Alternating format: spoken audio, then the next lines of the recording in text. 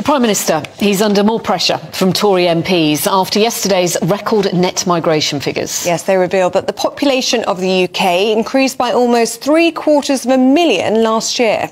Now, former Home Secretary Suella Braverman said the figures were a slap in the face to the British public.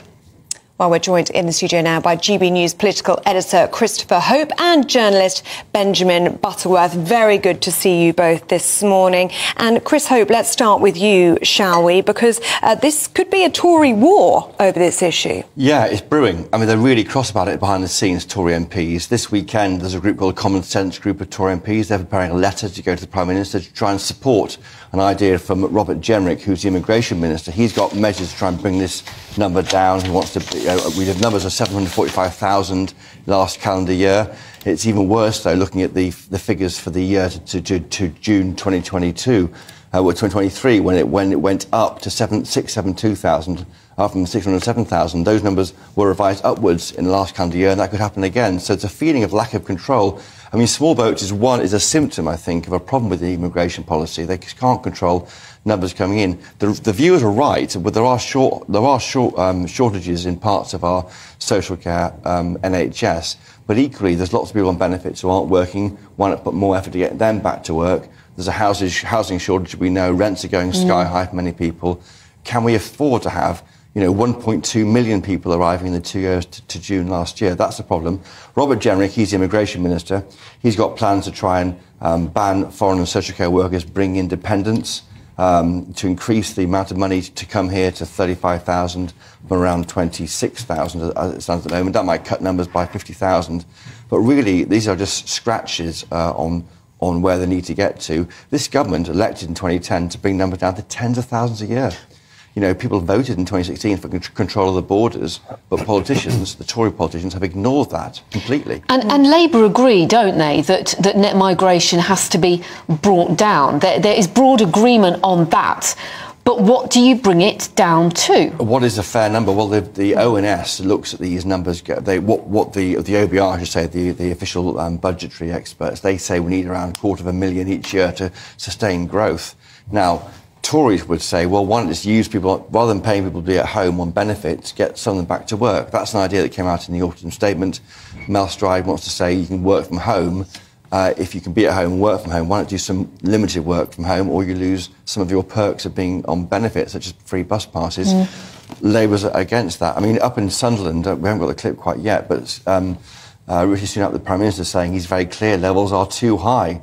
They've got to come down to a more sustainable level. He's been clear about that. Yeah, but you're Prime Minister, get on with it, is what many viewers and Tory supporters might say. Benjamin Butterworth, let's just bring you in. Do you think this election could be decided on immigration, or is it more likely to be the economy? I think it's always been a big issue. If you look at the polling, it says that things like the health service and the economy, which are in even worse state than some would say migration is, are above it. But I think the truth is that there's a real level of dishonesty in what the government is saying here, because if you look at what business groups have been saying quite consistently, it's that there are areas of the economy where we have a shortage of workers, making it hard for them to function. So that's things like lorry drivers, healthcare, social care, and they were calling quite consistently to have more people come into the country for those industries to function. Now, I would suggest that the fact that the numbers are as high as they are is no coincidence. The government, on an economic level, was probably acknowledging that, but it knows that the public perception and the rhetoric that it needs to have going into an election is quite the opposite. And I think what you're seeing here when they say, oh, it's far too high, we must come up with new ideas to cut it, despite the fact that they let this happen several years in a row now, I think that shows the problem they have. And Chris, really interesting, isn't it, Suella Braverman's role in all of this, tweeting from the backbenches now, saying that this is a slap in the face to the British public who have voted to control and reduce migration at every opportunity. She says it's unsustainable. She's going to be a thorn in the side of Rishi Sunak now, isn't she? Keeps saying this, and of course she was Home Secretary during this period, or for large parts of this period, so she's got lots of questions to answer. She would say, were she here, that she's tried to make these points to Number 10.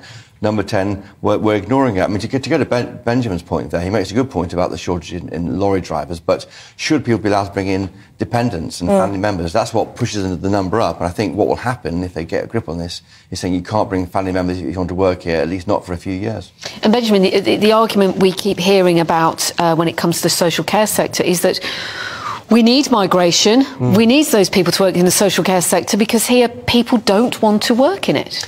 Yeah, I mean, many of those jobs are incredibly long hours and not terribly well paid. And so, you know, I think there's a strong argument to say that if you change the pay and conditions, then you might be able to get more British-born workers wanting to do those jobs. But this suggestion that the immigration minister has put forward, that you have to earn at least 35k to be able to come in, well, that would rule out a lot of people coming to this country to work in that sector. And so that seems quite an impractical answer, because while on the one hand people might think, oh, I'm glad that there's a few thousand fewer migrants this year, I think when they can't get the healthcare that they need, that might turn to a frustration, and the government doesn't seem to be able to square the circle. OK. Christopher Hope, we know that Rishi Sunak has been speaking the last few moments. That's right. Up in Sunderland, where there's a big investment announced in electric cars, but he's been talking about immigration. Let's see what we have to say.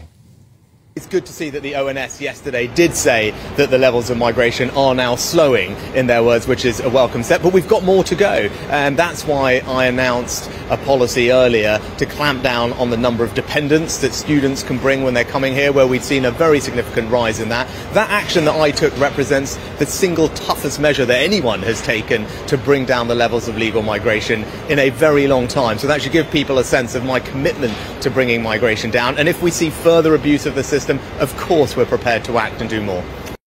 So there, the PM, Rishi Sunak, saying they're prepared to do more. Mentioned there stopping students bringing independence. We might expect that's an obvious one, but more measures are required, and so far nothing from the government. I mean, where do we go from here? We know that Robert Jenrick has drawn up this set of proposals, obviously not yet policy, but they are going to be discussed internally. There's going to be a much wider conversation about this now, I'm sure. That's right. We're trying to get to see what Jenrick has to say about that today, and we'll bring that to GB News viewers when we get it. He says they want to scrap schemes to allow firms that they can pay 20% under market rate where there are skill shortages. Why not find Brits to do those jobs? I'm old enough to remember, as Benjamin might be, Gordon Brown saying British jobs, British workers back in the noughties. Remember that, Benjamin? I mean, it's been a long-running issue where employers have been allowed to bring in foreign labour and ignore the labour on their doorstep because it might be too hard to train them up. What do you make of it, Benjamin, when you look at Robert Jenrick's set of proposals? I mean, he's talking, amongst these suggestions, a required minimum annual salary of £35,000 in order to even obtain a work visa to be in this country. I mean, I think that's going to be incredibly difficult to implement, because a lot of the areas where we're most short of workers most quickly are the lower paid jobs. Now, a city like London attracts a lot of high-paid, high-skilled workers that I think most people would be a bit more relaxed about. I think the truth is that, you know, when David Cameron came into office, he said, as Christopher Hope referenced, having tens of thousands. Well, the figures, for context, are 3 times what they were under Labour and more than double what they were before Brexit of the number of migrants coming into the country. Now, I don't think you need to be anti-migration to say that that's causing practical problems. Now, you could argue that we've got 5 million people who are on benefits, but a great many of those have health issues which haven't been resolved, and so it may be difficult to get them back into work.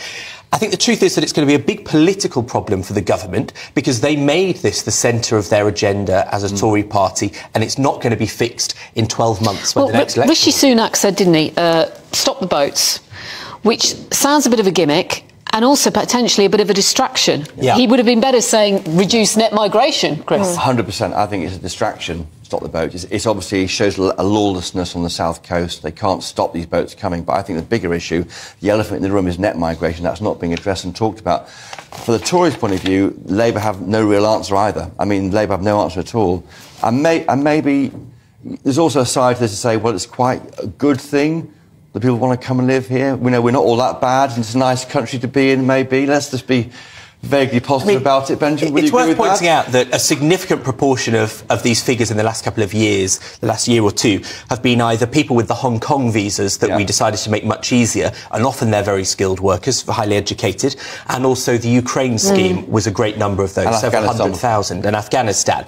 And those are migrants, at least in the case of Ukraine, that are highly likely to go back given the opportunity. So maybe these numbers will sort of balance out in the years to come. Chris, very quickly, got your ear to the ground. Yes. Yes or no?